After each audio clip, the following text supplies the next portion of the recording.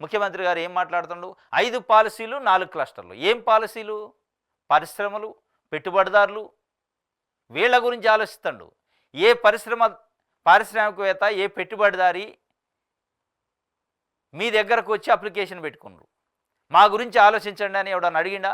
అంటే అడగని వ్యక్తుల గురించి మీరు తపన పడతాను, కానీ అసలు అడిగే వ్యక్తులు, రైతులకు మీరు ఇచ్చిన హామీలు, మీరు ఎవరికైతే హామీలు ఇచ్చారో వాళ్ళని గాలికి వదిలేసి మీరు ఎవరి కోసం పాటుపడుతున్నారు? మీరు పారిశ్రామికవేత్తలు ఓట్లు ఎత్తి గెలిచారా? పెట్టుబడిదారులు ఓట్లు ఎత్తి గెలిచారా? ఐటీ వాళ్ళు ఓట్లు ఎత్తి గెలిచారా?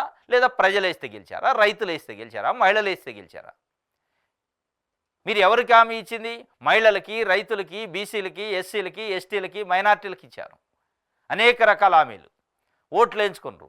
వాళ్ళ పేరు చెప్పి వాళ్ళకి మభ్యపెట్టి ఓట్లు వేసుకొని వాళ్ళతోనే అధికారం పొంది ఇలా మీరు పరిశ్రమల గురించి, పారిశ్రామికవేత్తల గురించి, పెట్టుబడిదారుల గురించి, ఐటీ నిపుణుల గురించి, ఐటీ పెట్టుబడిదారుల గురించి, ఐటీ కంపెనీల గురించి ఆలోచిస్తున్నారు. 5 పాలసీలట, 4 కష్టాలట. ఎవడికి కావాలి ఈ పాలసీలు? ఏంది మీ పాలసీలు? ఎవడో ఒక కోట్ వేసుకొని వస్తాడు, పెట్టుబడి పెడతానంటాడు అని వాడిని వంగి వంగి దండాలు పెట్టి వాడికి తీసుకొచ్చాడా? ప్రజలను ఎత్తిన కూర్చోబెడతారు. ఎందుకు? వాళ్ళే కావాలా? పెట్టుబడులు నిజంగానే మీరు పెట్టేవాళ్ళు కావాలంటే మనకి యువతే మన సంపద అంటున్నావు నువ్వు. మన భారతదేశానికి, ఆంధ్రప్రదేశ్కి మనకు మానవ వనరులే మన సంపద, యువత మన సంపద. మన యువతని పెట్టుబడులు పెట్టియండి, మన యువతకి సాయం చేయండి, బ్యాంకుల నుంచి ఆర్థిక సాయం చేసి వాళ్ళతో పెట్టియండి పరిశ్రమలు. వాళ్ళు పెట్టుకోలేరా? వాళ్ళకు ఉపాధి రాదా? మన దగ్గర ఉన్న నిరుద్యోగులు, మన దగ్గర ఉన్న యువతకే అవకాశాలు కల్పించండి. ఎవడో వేరే దేశం నుంచి వచ్చి కోట్ వేసుకొని రాగానే అసలు వాడికి సరుకుందా లేదా, వాడి కంపెనీయా కాదా, ఏది తెలవకుండా వాడి చేతులు 1000 ఎకరాల భూములు పెడుతున్నారు. దురదృష్టం ఏంటంటే ఇది ఇవాళ జరుగుతుంది. అది ఏ రాష్ట్రంలోనే. దట్టు చంద్రబాబు నాయుడు గారు ఎక్కిండు అంటే కథమే. ఇక మనం రైతుల గురించి, పేదల గురించి, కార్మికుల గురించి, మహిళల గురించి మాట్లాడ్డా ఆయన. ఓన్లీ పెట్టుబడిదారులు, పరిశ్రమలు, ఐటీ వీటి గురించే మాట్లాడతారు. ఇది జరుగుతుంది. మన దగ్గర ఉన్న యువతకి ఇవ్వండి. 4-5 కలిసి ఒక కంపెనీ పెట్టుకుంటారు, వాళ్ళకి బ్యాంకుల నుంచి సహాయం చేయండి, బ్యాంకుల నుంచి అప్పు ఇప్పియండి, వాళ్ళు ప్రొడక్షన్ చేస్తారు, వాళ్ళు ఎంప్లాయ్మెంట్ క్రియేట్ చేస్తారు. బయట నుంచి వచ్చినోడే 4 చేతులు ఉన్నాయి వాడికి.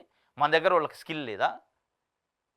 అంటే మనం చేస్తున్నది ఏంది? ఎవడో ఒకడు కోట్ వేసుకొని వస్తే, సూట్ కేసు పట్టుకొని వస్తే, వాళ్ళు ఇచ్చిన సూట్ కేసులను పట్టుకొని మీరు పెట్టుబడిదారుల పేరుతోని ఇక్కడ వాళ్ళకు 1000 ఎకరాల భూములు, నీళ్లు, కరెంటు, ఇవన్నీ సహజ వనరులు, మన ప్రజలు తినాల్సిన సహజ వనరులు వాళ్ళ చేతిలో పెట్టి వాళ్ళ దగ్గర జీతం చేపిస్తున్నారు మన దగ్గర ఉన్న యువతని. మీరు చేయాల్సింది ఏంది? మన దగ్గర ఉన్న యువతకే చేతని పెట్టుబడులు పెట్టి వాళ్ళకి ఆర్థిక సాయం చేసి వాళ్ళకే బ్యాంకుల నుంచి షూరిటీ ఇప్పించి వాళ్ళే కంపెనీలు పెట్టుకొని మన యువతే యజమానులు అయ్యేటట్టు చేస్తే అది డెవలప్మెంట్, అది సంపద సృష్టి అంటారు. అంటే మీరు ఇక్కడ వాళ్ళని ఎంకరేజ్ చేయరు. ఇక్కడ వాళ్ళని ఎంకరేజ్ అయితే మీ వ్యవహారాలన్నీ బట్టబయలైతాయి, మీ కథలన్నీ, మీ ఇంటర్నల్ లావాదేవీలు బయటపడతాయి. బయటోడు వస్తాడు, వాడు కోటు వేసుకొని వస్తాడు, వాడు కోటు తప్ప లోపట ఏముందో తెలియదు, వాడికి సరుకుందో అయితే తెలియదు, అసలు వాడి కంపెనీ అయితే తెలియదు, వాడి చేతిలో 1000 ఎకరాలు భూములు పెడతారు, మళ్ళీ దాని వెనక మీరు బినామీలు కుట్టరు. ఈ కథ కోసం రాజకీయ నాయకులు పెట్టుబడులు, పరిశ్రమలు, పెట్టుబడులు, ఐటీ ఈ పదే ఈ వర్డ్స్ వాడేది దానికి అనమాట. ఎందుకంటే రైతులకి సాయం చేస్తే వాళ్ళకి కమిషన్లు రావు, మహిళలకు సాయం చేస్తే కమిషన్లు రావు. మహిళలకి, రైతులకి, ఎస్సీలకి, ఎస్టీలకి, బీసీలకి, మైనార్టీలకి సంక్షేమ పథకాలు పెట్టి జగన్మోహన్ రెడ్డి ఇచ్చినట్టు అకౌంట్లలో డబ్బులు ఇస్తే వీళ్ళకి కమిషన్లు రావు. కమిషన్లు ఎవరు వస్తే వస్తాయి? పెట్టుబడిదారులు వస్తే వస్తాయి, పారిశ్రామికవేత్తలు వస్తే వస్తాయి, ఐటీ కంపెనీలలో వస్తే వస్తాయి, కియా కంపెనీలలో వస్తాయి. మనకు ఉద్యోగాలు మళ్ళీ మన యువతను తెసిపోయి వాళ్ళ కాడ జీతం కుదిరిస్తాడు చంద్రబాబు నాయుడు గారు. అది ప్రభుత్వం ఏదన్నా ఇది జరుగుతుంది.